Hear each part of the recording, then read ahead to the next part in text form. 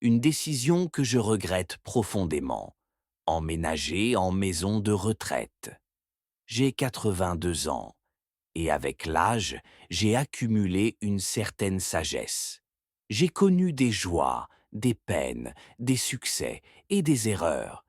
Mais parmi toutes les décisions que j'ai prises, il en est une que je regrette profondément, celle d'avoir emménagé dans une maison de retraite.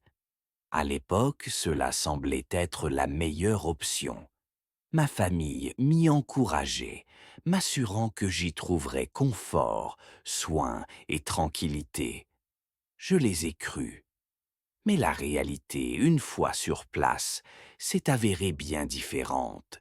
Je partage aujourd'hui mon expérience avec l'espoir qu'elle pourra aider ceux qui envisagent cette option, pour eux-mêmes ou pour un proche. Car vivre en maison de retraite n'est pas seulement une question de commodité, c'est un véritable changement de vie, souvent irréversible. Voici les 6 choses que j'aurais aimé savoir avant de franchir ce pas. Premier, perdre son indépendance.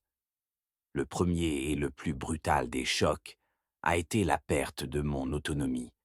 Ce ne sont pas les repas programmés ni les visages inconnus qui m'ont le plus marqué, mais cette prise de conscience soudaine. Je n'étais plus maître de ma vie. Avant, je gérais mes horaires, mes repas, mes promenades. Je décidais de mes journées, de mes habitudes, de mes gestes les plus simples.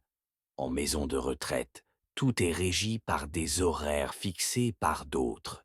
On vous dit quand manger, quand dormir, quand sortir, même des choix élémentaires, comme le plat du jour ou les vêtements à porter, deviennent des décisions qu'on prend à votre place. Je me souviens encore de ce matin. Peu après mon arrivée, je me suis réveillé dans un lit qui n'était pas le mien, dans une chambre impersonnelle. Mon livre à la main, je me suis rendu compte que mes repères, mes objets familiers, tout ce qui constituait mon quotidien, avait disparu. J'étais devenu un pensionnaire parmi d'autres, dans un univers formaté, loin de la vie que j'avais connue. Renoncer à son indépendance, c'est perdre un peu de soi, et la retrouver ensuite est bien plus difficile qu'on ne le croit. Deuxième, se sentir oublié. L'un des aspects les plus douloureux de la vie en maison de retraite, c'est le sentiment d'abandon.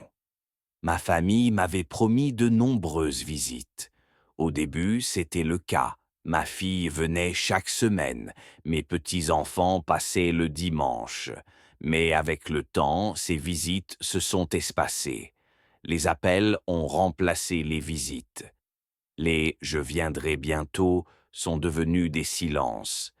Lors des fêtes, les promesses de retrouvailles se sont souvent transformées en excuses de dernière minute. Je me retrouvais seul dans la salle commune, observant d'autres résidents fixer la porte avec la même attente silencieuse. Nous espérions tous que quelqu'un penserait encore à nous. Ce n'est pas que nos proches ne nous aiment plus. C'est simplement que leur quotidien les emporte, et quand vous n'êtes plus là, physiquement présent, il devient facile pour eux de vous oublier peu à peu. Ce sentiment d'invisibilité, de solitude est l'un des plus lourds à porter. Troisième, perdre le sens de sa vie. Avant d'emménager, j'avais encore un rôle. J'avais mes routines, mes responsabilités, mes petits rituels. Arroser les plantes, préparer mon café, m'occuper de mon intérieur. Ces gestes simples donnaient un sens à mes journées. En maison de retraite, tout cela disparaît. On s'occupe de tout pour vous. Ce qui semble d'abord être un soulagement devient vite un vide. Plus rien à faire, plus rien à gérer. Et très vite, plus rien qui vous motive à vous lever le matin.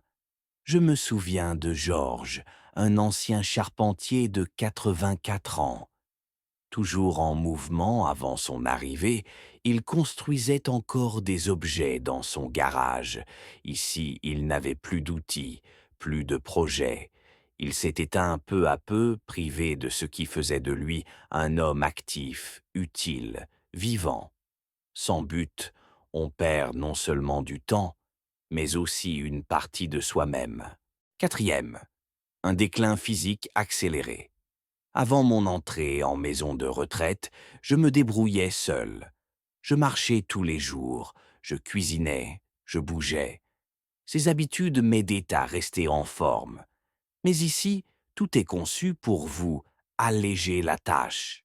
On vous sert vos repas, on nettoie à votre place, on vous assiste aux moindres besoins. Résultat, on bouge moins, on fait moins, et le corps en subit les conséquences. Mes muscles se sont affaiblis, mes jambes sont devenues raides, et de simples mouvements sont devenus difficiles. Alice, une résidente de 81 ans, faisait sa promenade quotidienne en arrivant. En quelques mois, elle utilisait une marchette, puis un fauteuil roulant. Elle m'a dit un jour: «Je ne sais pas quand c'est arrivé, mais j'ai l'impression d'avoir vieilli de 10 ans en 6 mois.» Et c'est exactement cela. Moins on fait, plus on perd. Le confort excessif finit par nous voler notre vitalité.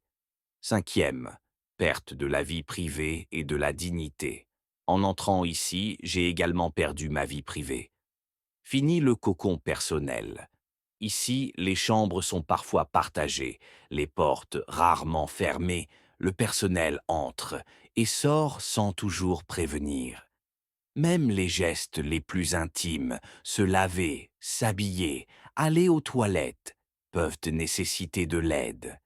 Et si vous êtes pudique comme moi, cela devient une épreuve. On vous parle parfois comme à un patient, pas comme à une personne. Vous devez vous plier à des horaires, à des consignes, à une organisation qui ne vous laisse plus vraiment de marge de manœuvre. J'ai eu la chance d'avoir une colocataire agréable, mais ce n'est pas le cas de tout le monde. Certains doivent cohabiter avec des personnes agitées, bruyantes ou souffrant de troubles cognitifs. Et dans cet univers aseptisé, impersonnel, il devient difficile de se sentir chez soi. 6. Il est bien plus difficile de partir qu'on ne le pense. Avant d'emménager, je pensais que c'était temporaire, un essai. Si cela ne me convenait pas, je rentrerais chez moi. Mais j'avais sous-estimé à quel point les choses changent vite. Ma maison, restée vide, a perdu sa chaleur. Mes enfants ont commencé à faire du tri, à vendre des objets. L'idée même d'y retourner leur semblait peu réaliste. «Es-tu sûr de pouvoir gérer?» me disait-il. «Ce serait plus sûr ici.» Et puis, il y a eu la réalité physique. Après des mois sans effort, j'étais affaibli. Je n'avais plus la force d'avant, ni la confiance. L'option de partir s'éloignait, lentement, mais sûrement. Pour certains résidents, le logement a été vendu, les économies ont fondu, et le retour à la maison n'est même plus envisageable. Ce qu'on ne vous dit pas, c'est que emménager en maison de retraite est souvent un aller sans retour. Vous pensez pouvoir choisir, mais une fois engagé, c'est le système qui choisit pour vous. En conclusion, je ne dis pas que toutes les maisons de retraite sont mauvaises. Certaines personnes y trouvent une sécurité, un environnement social, des soins adaptés. Mais je vous invite à réfléchir profondément à cette décision. Ce n'est pas un simple changement d'adresse, c'est un changement de vie, souvent définitif. Avant de franchir ce cap, posez-vous les bonnes questions. Suis-je prêt à renoncer à mon autonomie? Suis-je prêt à vivre avec moins de visites, moins de liens? Que restera-t-il de mon sentiment d'utilité? Vais-je rester actif ou me laisser porter? Puis-je supporter la perte de ma vie privée? Et surtout, si je veux partir, en aurais-je encore la possibilité? Prenez le temps, évaluez vos options, car une fois que vous êtes à l'intérieur, il n'est pas toujours facile d'en sortir.